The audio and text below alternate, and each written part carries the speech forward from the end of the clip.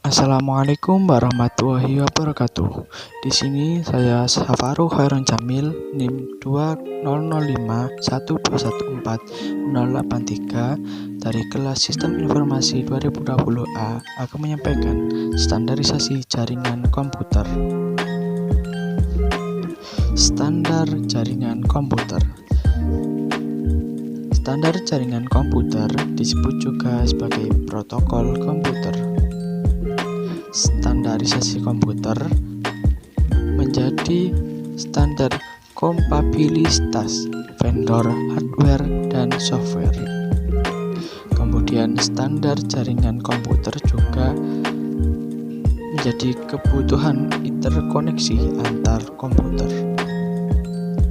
Standar jaringan komputer meluncurkan satu standar agar produk dari vendor yang berbeda dapat saling berkomunikasi.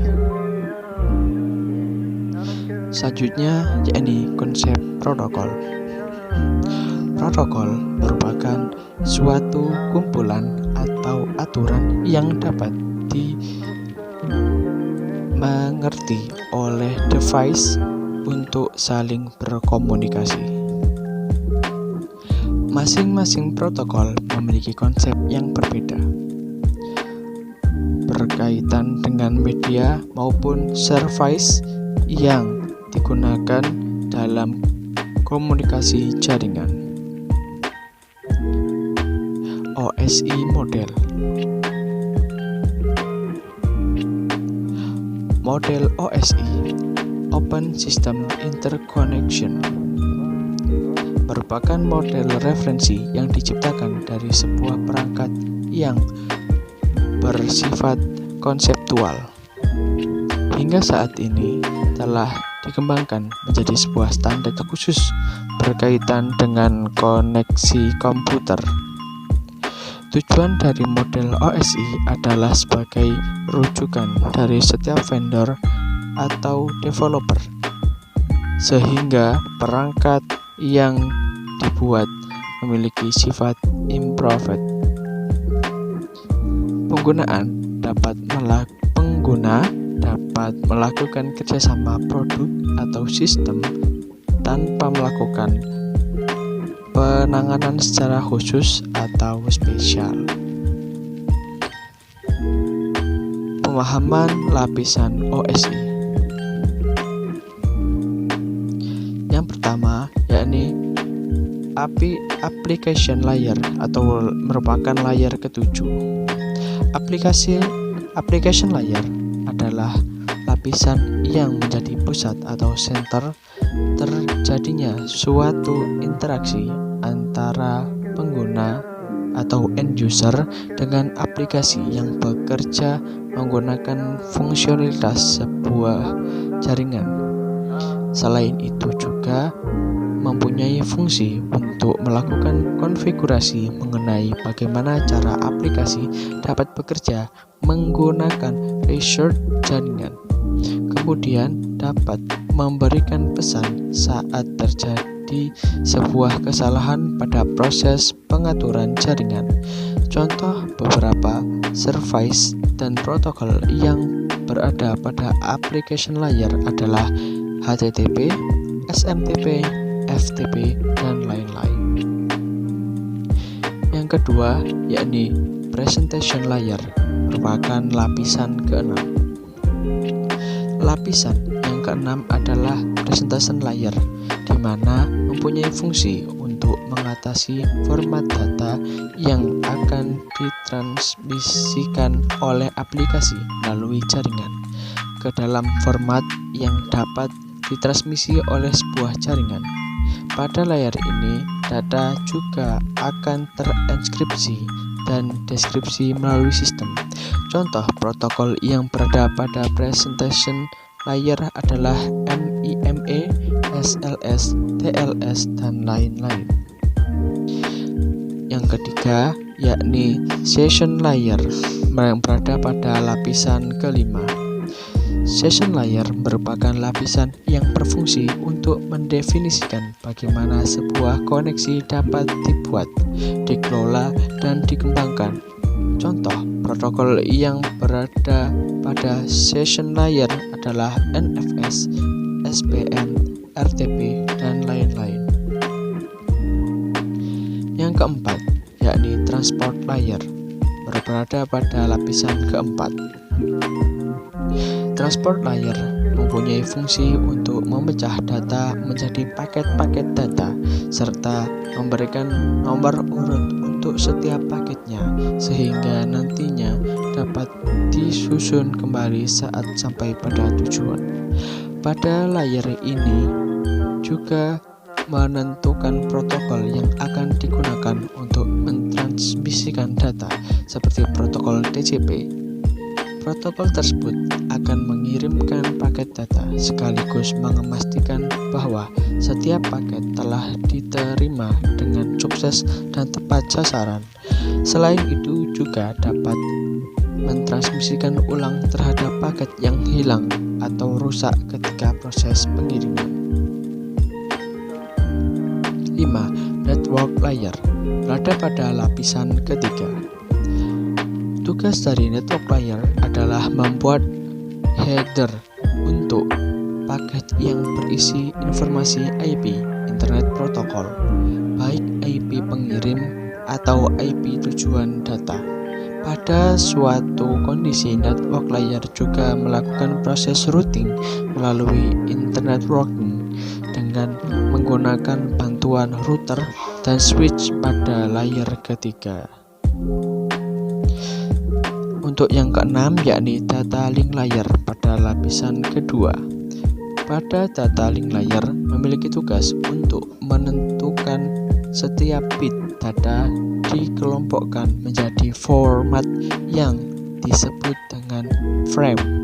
Pada level ini juga terjadi koreksi kesalahan, flow control, pengalamatan hardware atau perangkat keras, seperti halnya pada MAC address atau Median Access Control Address, serta menentukan bagaimana perangkat jaringan tersebut, jaringan seperti hub, repeater, bridge, dan switch pada layer 2 dapat beroperasi.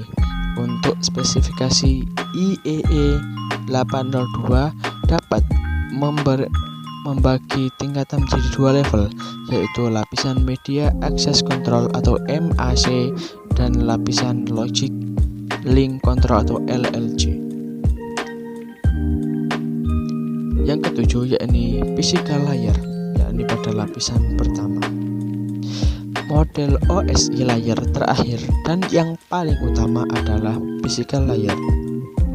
Fungsinya adalah untuk mengidentifikasi media transmisi jaringan, sinkronisasi bit, metode penyelesaian, serta membangun arsitektur jaringan seperti pengkabelan dan topologi jaringan.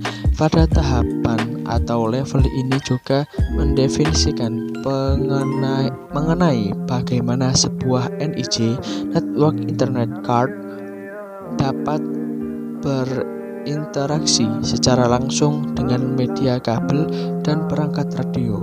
Untuk setiap pengiriman data melalui tiap layer dapat dianalogikan seperti Anda mengirim surat. Selanjutnya, yakni perbandingan OSI model dengan TCP/IP. OSI model memiliki 7 layer seperti yang telah saya sampaikan tadi, yakni application, presentation, session, transport, network, data link, dan physical. Untuk TCP/IP memiliki 4 layer, yakni application, transport, internet, dan network interface. TCP/IP. Berikut adalah penjelasan dari TCP/IP. Yang pertama, yaitu application, merupakan data bagi pengguna dan kontrol dialog.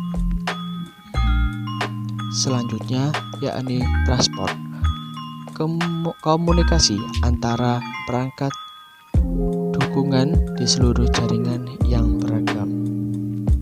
Selanjutnya yakni internet, menentukan jalur terbaik melalui jaringan.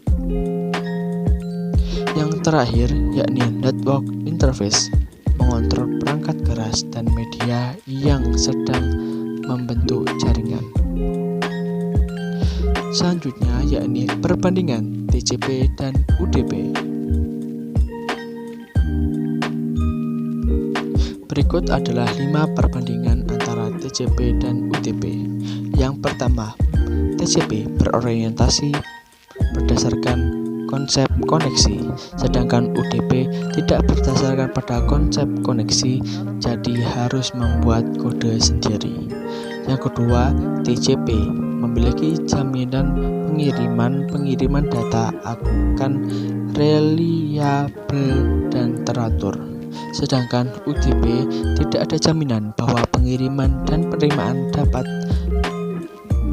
pengiriman data akan reliabel dan teratur, sehingga paket data mungkin dapat kurang, terduplikat, atau bahkan tidak sampai sama sekali. Untuk yang ketiga, yakni TCP secara otomatis memecah data ke dalam paket-paket. Untuk UDP, pemecahan ke dalam paket-paket dan proses pengirimannya dilakukan secara manual.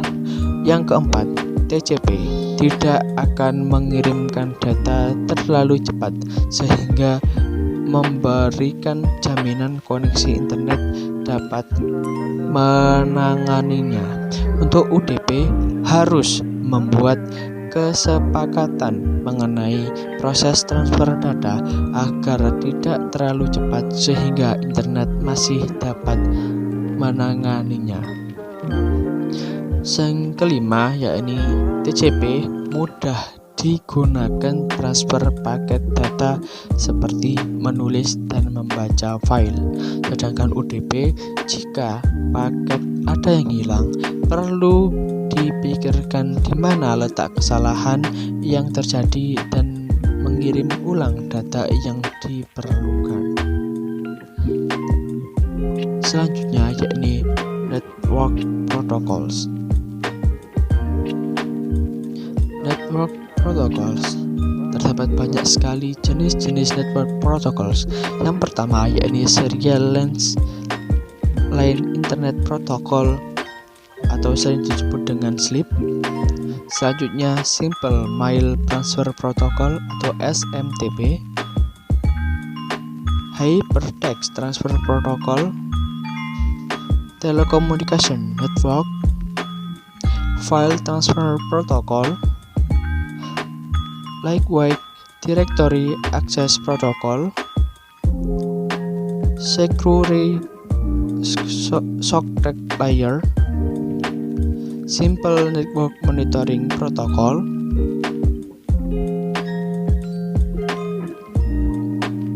Secure Shell, Post Office Protocol version 3, Internet Messenger Access Protocol, Internet Control Message Protocol, Point-to-Point Protocol, Domain Name System, HTTPS.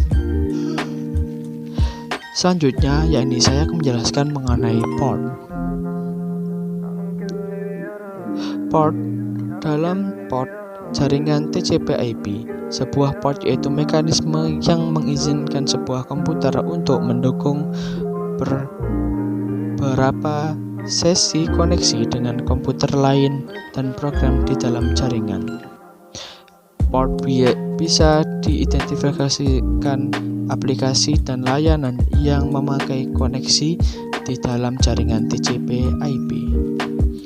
Port yang pertama yakni well-known port, reserved port. Port rank 0 sampai 1023 merupakan port standar atau port umum yang sudah ditetapkan reserved oleh IANA, Internet Assigned Number Authority. Hanya dapat diakses oleh sistem account atau root account. Selanjutnya yakni registered port.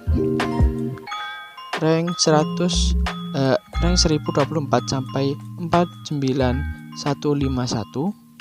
dapat diakses oleh program dengan program aplikasi yang digunakan oleh user account biasa. Demikian yang bisa saya sampaikan dalam penyampaian pada materi ini. Terima kasih. Apabila saya ada salah kata, saya mohon maaf. Wassalamualaikum warahmatullahi wabarakatuh.